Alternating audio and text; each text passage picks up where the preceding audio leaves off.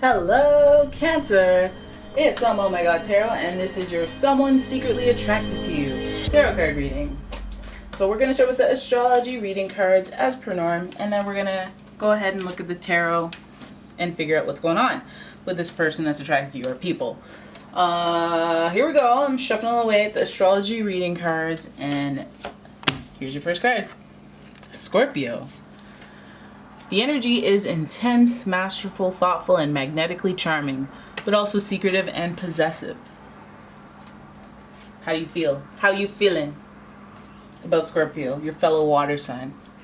So the connections that Scorpios feel very, very intense, very deep, because the house of Scorpio is like the afterlife stuff and the deeper meaning, the deeper thinking of life beyond human life. Like, it gets really deep. But anyways, that's Scorpio energy for you. And then we have Capricorn. The energy around you is serious, materialistic, and hardworking. It bestows shrewdness and cautious ambition. So this person, they may be very intense about their business. We have Capricorn energy, so that means they're very, wanting to climb the corporate ladder, very social and interested in social status. So they're usually very ambitious and want to reach the top. They're usually executives and striving for like stability in their lifestyle. Impressive stability. Then your next card is Virgo. Now we got two earth signs here, and that'll tell you, because Scorpio is very fixed. So you know that this attraction, if it's a romantic one, may be a very slow moving, very an extended will they won't they period. Okay, I gotta take a sip of my drink, but I gotta make sure there's no fruit flies in it. I don't know if any of you are from the beginning of this channel, but I used to have a lot of fruit fly attacks when I lived out west, and I'm not over it, Okay, now let's have a look at your tarot spread. I'm gonna shuffle away at your classic universal tarot, or classic Rider-Waite, whichever. Alright, we're gonna have a look into who's secretly attracted to you. It may be the Scorpio, the Capricorn, the Virgo, but we have stable energy, and we have a little bit of deep depth to this. And your first card is, we have the six of Wands in reverse, followed by the Knight of Swords. Okay, those are some oppositions there. Then we have the Star, who is associated with Aquarius, followed by the Seven of Swords in reverse, and finally the Magician. So we've got something,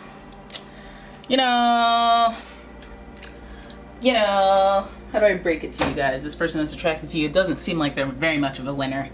Doesn't seem like you're too much interested in this person. Or maybe you are. Maybe you are into some sort of bad boy, right? Because look at the spread, guys. Like, look at the...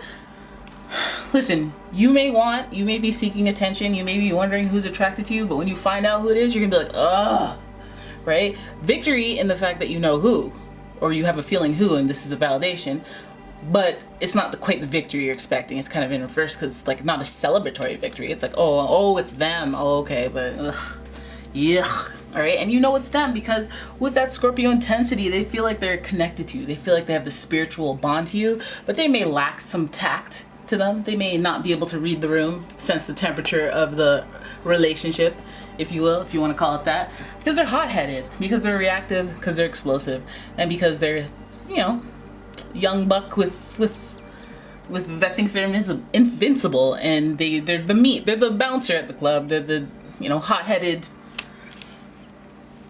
No, right? And then we have the Star.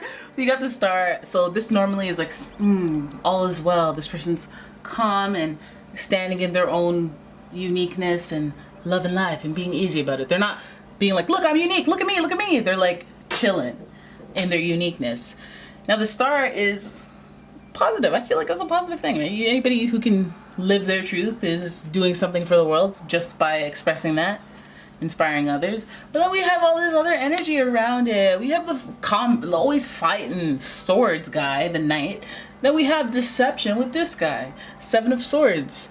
So when we're being the star of all this energy, all this like winner loser energy, like you win but you actually lose type, and I'm a hothead and I'm gonna react at you, there's some deception, false mask in the relationship, but I'm not being completely honest with you, mixed with this earth-based slow moving energy and the magician in reverse. Well, I'll be. You're gonna sit there with your bare face hanging out and be in reverse under Virgo. The magician is your major arcana, second one of the reading, and it is associated directly with Mercury, planet Mercury, who is the planetary ruler of Virgo.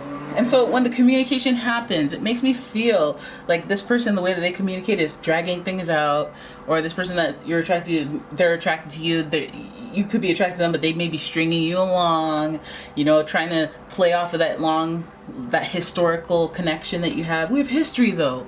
You've been there, you've been my day one. That's why you should still hang on, hoping for something that I know possibly won't happen. Right? So the manipulation here with the magician speaks to somebody, you know, choosing a path on their own. And this isn't like a guilt-free path or a path or a take no prisoners type path. This is like manipulation because I'm impatient, I don't trust the process, or I just want to get what I want. I have no empathy or ability to care about others, or not even that extreme, but if you're gonna have deception, then you have somebody who's attracted to you, but at the same time they have their own, you know, agenda. They have maybe impatience because they don't want to trust the process when everything says that they should. The Capricorn, the Virgo energy is supposed to be very slow and deliberate and calculated, but at the same time it's like, okay, well, I want to take my time, but I don't want you to go out there and do all this, you know. When I come around, you don't want to post up because I'm chilling and you need to be relaxing too. You know, this person's keeping you on the fence because they want to have their options open, but they don't want you to have your options open. They want you to believe the foolishness, or they want you to believe that everything is what it's supposed to be on your end and you should be satisfied with that. Whereas they're wearing this false mask in their relationship, they're being manipulative, so it makes me feel like they're trying to have their cake and eat it too. Now again, this is a victory. You may feel like, okay, well, them, they're attracted. You just really don't realize yet what's in store, or you know, you don't realize what the attraction comes with. That there's hot-headed, so there's hot-headedness, there's swords, so there may be conflict, there's unique circumstances around this, and maybe somebody who's like, you know, they could be even stubborn to the point where they're doing their own thing and they feel like they're not impeding on you doing your own thing, but they can't see the errors of their ways, or whatever the heck is the issue. They can't see it because they're the star. They do their unique thing, so they don't expect other people to get it, so they're not trying to get you. Right? So, but the false mask in the relationship could be just straight up manipulation next to the magician as well. Also, you have to, when this card's in reverse, you have to ask yourself whether or not you're wearing a false mask in the relationship as well. Like, you know, pretending that things are okay just so that you can keep going, or, you know, just saying things you wouldn't normally co-sign, or having somebody convince you that you want something that you don't necessarily want just because there's hope on the other side of it. You know, hope is not it. Hope is hope. And that's that. Right? Hope is actually the star card. That's one of the key cards. But you don't want your hope to be played with, right? You do not want to get false hope, because this hope card is sandwiched in a hothead energy, so it's impulsive and kind of long-term liar type energy, you know? So they may be stringing you along, they may be giving you a false sense of hope, even if they are attracted to you. Alright, so there it is. That is your reading. I hope you guys enjoyed it. If you did, please give the video a thumbs up and subscribe to the channel.